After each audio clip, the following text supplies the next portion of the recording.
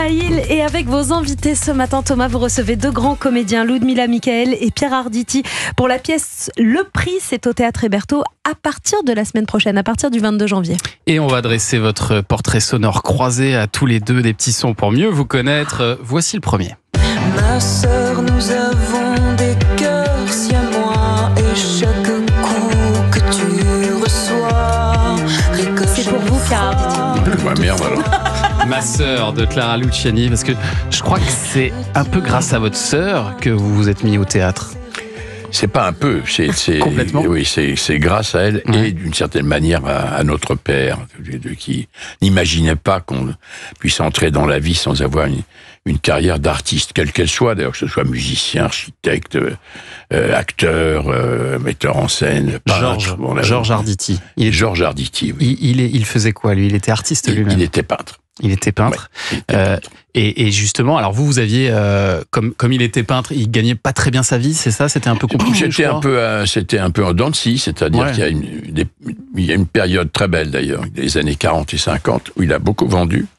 Mais c'était un ours, mon père. Ouais. Pour nous, il n'était pas un ours, c'était un type formidable, mais il disait, oh oui, mais j'ai plus envie de peindre comme ça m'emmerde, ces contes bourgeois, ça m'emmerde, donc il a viré, alors il est devenu cubiste, c'est aussi une très belle période de sa vie. Ouais.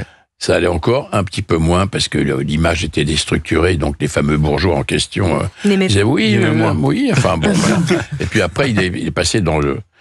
Mais ça, parce que ça l'intéressait, il est passé dans ce qu'on appelle le non figuratif et pas l'abstrait, qui est une expression impropre. Et là, ça a beaucoup moins marché, quoi. Voilà. Et donc c'est là où vous vous êtes dit, moi, il faut que je bosse pour faire vivre un peu la maison, quoi. Oui, Vous avez travaillé pour une compagnie d'assurance. Oui, j'étais très jeune. Hein, je faisais ça d'abord comme étudiant pour payer mes vacances. Ouais.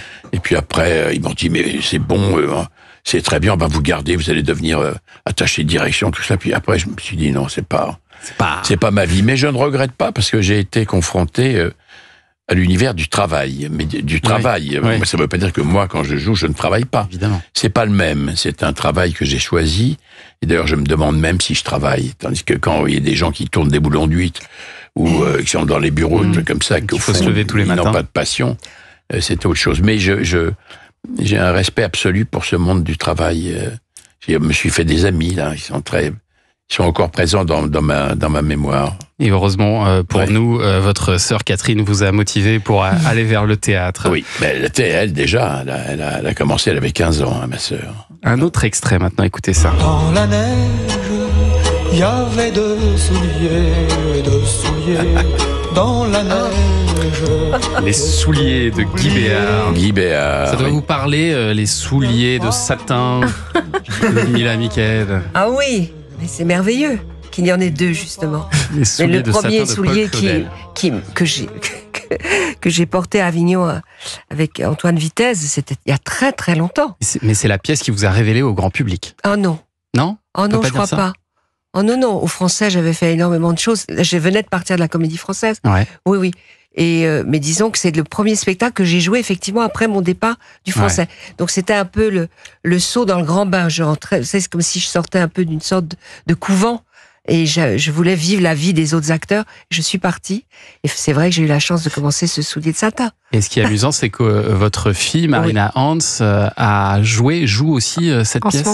En ce moment, et il faut dire que il triomphe. C'est un triomphe absolu. Et elle triomphe aussi à l'intérieur de ce spectacle génial monté par Éric Ruff. Et c'est une grande émotion. Hein. C'est le hasard de la vie, mais c'est... Vous êtes allé la voir, évidemment.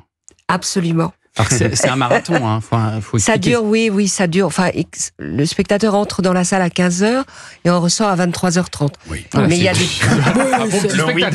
Mais non, mais vous savez, 9h de spectacle. C'est pas pour vous, ça, à mon avis. Non, mais il y a une pause pour aller dîner. Ne croyez pas, moi j'y étais. Non, mais ce qui est très important, c'est que justement, on voyait des gens là qui étaient là et ça passe extrêmement vite. Il y a une grande pause entre 18h30 et 20h. Et on pourrait penser qu'à la reprise à 20h, on perd beaucoup de spectateurs. Pas du tout. Oui. Ils sont tous revenus et ils découvrent Claudel, ou ils redécouvrent, je ne sais pas, parce que Claudel, c'est génial. Hein. D'abord, c'est extrêmement drôle. C'est pas du tout un théâtre classique, c'est audacieux, c'est complètement fou et coloré. Et en plus, la mise en scène, là, et les acteurs géniaux. Allez, on a le temps pour encore un petit extrait, écoutez ça. On peut donc distinguer 4 types principaux de comportements. Le premier est le comportement de consommation qui assouvit les besoins fondamentaux. Je meurs de faim. Pas vous?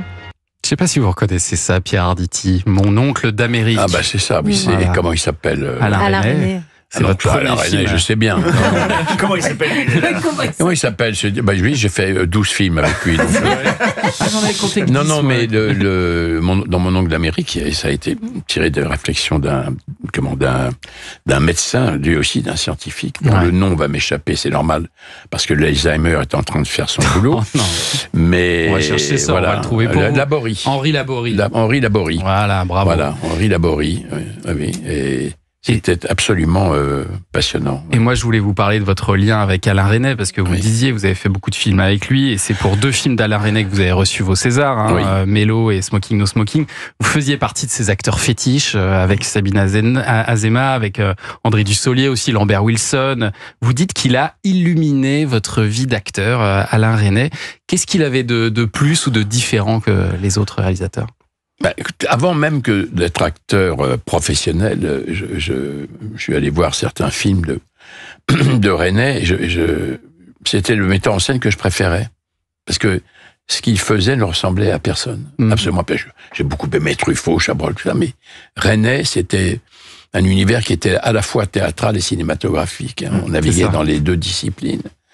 Et puis, oui, notre collaboration a été grande, mais je me suis rendu compte que j'étais à la fois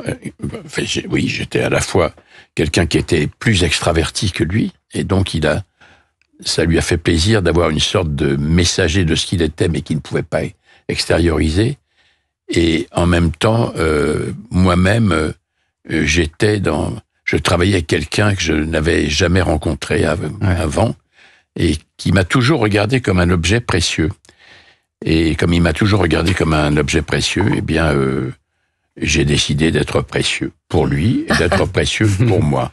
Et donc, ça a beaucoup changé les choses et mon rapport à mon métier. Vous savez, quand vous êtes très jeune, comme ça, c'est très difficile d'avoir confiance en vous. Et lui m'a donné non seulement confiance, mais en plus, encore une fois, il a pensé que j'étais quelqu'un de rare. Donc, je me suis persuadé qu'il avait raison. Voilà. Donc merci à votre sœur et merci à Alain Resnais finalement ce matin. C'est vrai que la confiance, c'est le plus beau cadeau qu'on peut faire à un acteur. Et à mon père aussi. C'était très atypique à l'époque. En 1960-62, les parents de mes copains pensaient que il était mieux pour les enfants de devenir médecin ou avocat ou je sais pas. C'est toujours pareil. Ça n'a pas changé. Ça n'a pas beaucoup évolué. Non, ça n'a pas changé, mais à l'époque, c'était encore pire. Et une autre chose qui ne change pas, c'est Olivier Pouls qui est avec nous. Oui, alors ça, malheureusement, c'est le problème. C'est un des grands problèmes de cette émission. Et le grand problème arrive dans 2 minutes. On ne dirait pas ça dans 2 minutes.